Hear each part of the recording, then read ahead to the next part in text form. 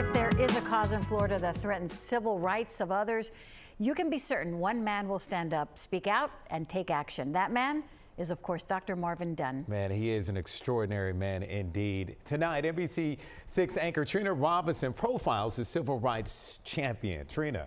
Well, Juwan and Jackie, we all feel like we know him. Dr. Dunn is now in his 80s, but he's not slowing down. We take a look at what made this civil rights activist raised in Opelika a towering Florida and national figure who still works nonstop to trounce racism. Professor Dr. Marvin Dunn, naval officer, psychologist, author, school founder, South Florida civil rights crusader, and distinguished historian. This is our culture, growing food.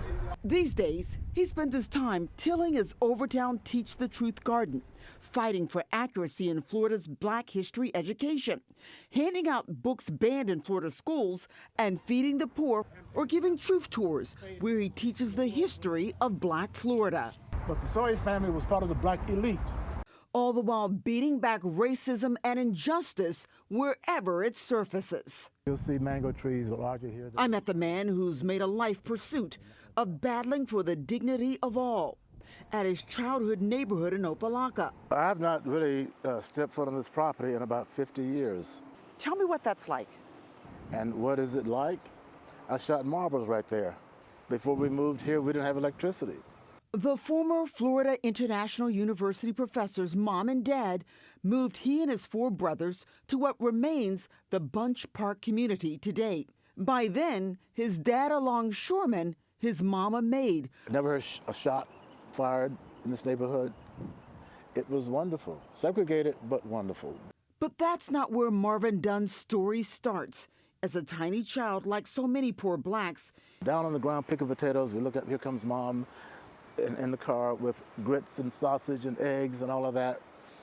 And then she would get down on the ground and pick potatoes with the rest of us. She was incredible. Northwest 151st Street is named after my mother, Marvin Dunn Way, because she came in here as a fighter for education, for social justice, and that's where I think I got the bug, to fight for fairness. Fairness, something a young Dunn and others with black and brown skin weren't afforded in the old Dade County school system. But we were bused for at least 2 years from up here all the way to Liberty City, past white schools, past white kids on the streets throwing things at the bus and calling us names. As a young 11th grader, he was accepted to the prestigious all-black men's school, Morehouse College. So they put me on that back seat and said, we're going to pray for you, because my mom and grandmother went to church a lot. And they got off the bus, and then my dad got on the bus. And my dad did not go to church. He was a longshoreman. He told me, little N-word, stay on this seat if this bus gets to Atlanta tomorrow.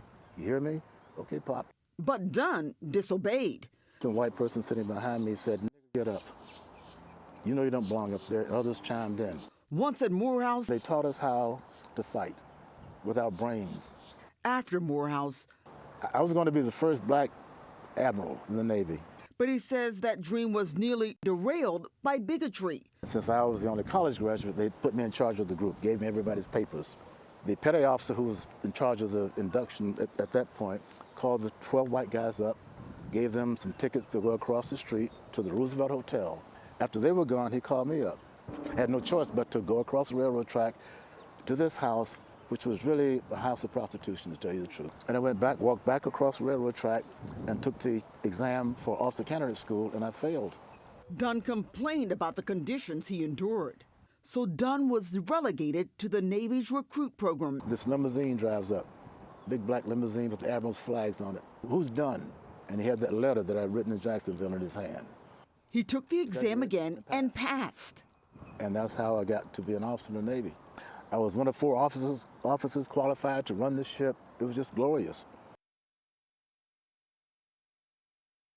Incredible story. And guys, coming up at 7 p.m., I continue my conversation with Dr. Dunn on why an encounter with President John F. Kennedy Jr. changed the entire trajectory of his life and fueled him to wage new fights for justice. back over to you. Yeah, he is an incredible man indeed. Great job with that, sir. Looking forward to the next one, Trina. Thank love you. hearing the history. Yeah, the history, right? How he became Right. what he is Exactly. today. Miami-Dade's Dr. Marvin Dunn has been a forefront of almost every major conflict of race and human rights facing South Florida really over the past 6 decades. I sat down with him to talk about his life, his achievements, and how his efforts to preserve a dark season in Florida's Black history recently nearly got him killed. 159th Street Road. The kid who grew up in Opelika's Bunch Park, renowned historian and social justice warrior, Dr. Marvin Dunn, continues to combat racism even in his 80s. But he took me back to his 4-hour wait for President John F. Kennedy Jr. on the bridge of the USS Kitty Hawk. Kennedy, already outspoken over the Navy's lack of black officers. That ship had 1,400 officers and 1 black officer, just 1. That's why they wanted me on that bridge. Can I tell you, that man looked miserable.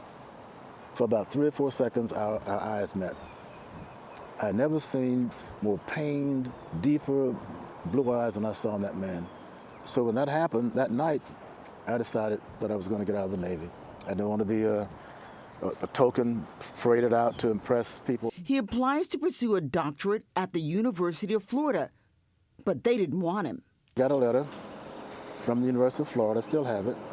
Dear Lieutenant Dunn, the University of Florida does not admit Negroes to its graduate programs. The letter goes on to say UF would pay for Dunn to study in any other state. That I was on a ship, on a warship, defending my country, and I could not get into my own home state university because I'm a black person. So psychology appealed to me, particularly the psychology of race. Dr. Dunn would put what he learned to work during the 1980 McDuffie riots. Arthur McDuffie, an unarmed black insurance man and former Marine, brutally murdered by 4 Dade County cops who got acquitted. I went out during the riot. I saw things happening. I saw black boys, 16, 17 years old, killing a white boy who had been trapped in that riot. But based on the evidence, the charges that were filed were appropriate. Dunn took on then Dade County State Attorney Janet Reno over the case. I think it's her damn job to get the evidence. Have her go to the cemetery. The man is buried. That's the evidence. He's dead. What more does she want? I wrote a book about the riot. I wanted there to be a story of black people in Miami-Dade County that went all the way back to the black pirates who came in the 1640s. Writing that lynching book took Dunn to Rosewood, the black prosperous town burned to the ground by a white mob who slaughtered dozens of blacks in 1923. Dunn, the filmmaker, actually talked to survivor Robbie Morton. They did lynch babies. They did, because I seen babies hanging. I sure did. Me. Dr. Dunn bought 5 acres to preserve the history, but faced violence on his own land last year. My neighbor rolls up in his big F-150 truck with a Confederate sign on the tag on the front. He lets the window down and he yells at me, "What's going on out here?" I said, "This is a county road, sir. We'll park wherever we want to." Set him into a rage, stepped on the gas, spins around, almost kills us, almost hits my son in particular, and he's screaming the N-word. They arrested him. But when I got back to Miami, I called the FBI and reported this as a hate crime. The U.S. Justice Department investigated, tried, and found David Allen Emanuel guilty a few months ago on 6 counts of federal hate crimes. In an act of compassion, Dr. Dunn pleaded to the court for leniency. He collects what's called blood soil from locations of Florida's known lynchings. Does that or other parts of the Sunshine State's dark history he writes about anger him? Even when I go to a place where black people were murdered, were killed, were lynched, anger is not the first thing that comes to me. It's pity, it's sorrow, it's connecting emotionally with the victims. Connect to the emotion of the people who suffered these things. And if you do that, you'll have understanding. And Dr. Dunn has a new book coming out very soon.